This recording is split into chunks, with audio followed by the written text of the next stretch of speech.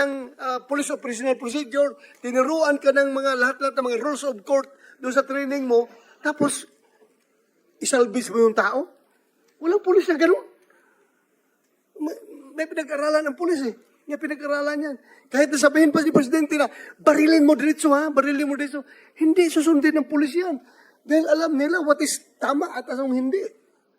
Kaya, palagi lang na may misinterpret, na may misquote yung kanyang mga hyperbole, yung mga superlatives, yung mga ano pa yung mga pinagsasabi ng Presidente, just to send the message to the spine of the criminals na takutin sila.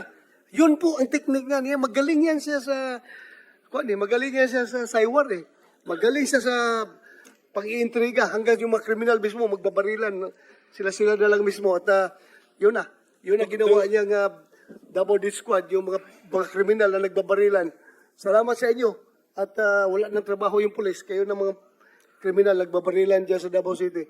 To complete your story, Senator Bato, yung sa tauhan mo, if you can remember the time frame?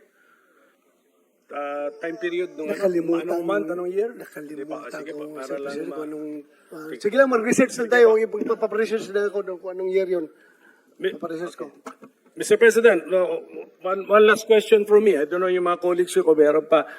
Meron pong footages kasi na, katulad ng sinabi ko kanina, yung sabi mo kung pwede kayo ma-misinterpret na ini-encourage nyo patayin pero dinudugtungan nyo ng kumanlaban, gano'n. Pero sabi mo rito, may 3 million ako sa mga drug lords, itong terrorizing, supervising na durugista, 2 million, second echelon, 1 million, ordinaryo, 50,000.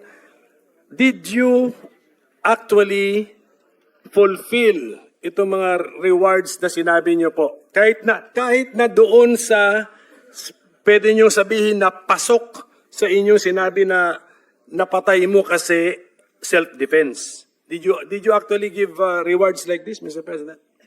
Storya lang yun, sir. Kung pulis ka, hindi, ito na, Daraw. Kung may pinatay siya tapos sabihin niya, sir, sana yung sinabi mong reward. Mumarahin kita. Putang ina, trabaho mo yung magpatay tapos magkubra. Ano ulit ito? Kahiro mo? Trabaho mo yung magpatay ka pa ng patay. Yan ang trabaho mo. Kaya binibigyan ng baril eh. Ang ibig kong sabihin, patayin ninyo yung masasamang tao, kriminal. Wala akong sinabi na pumatay kayo ng inosente. Alam nila ng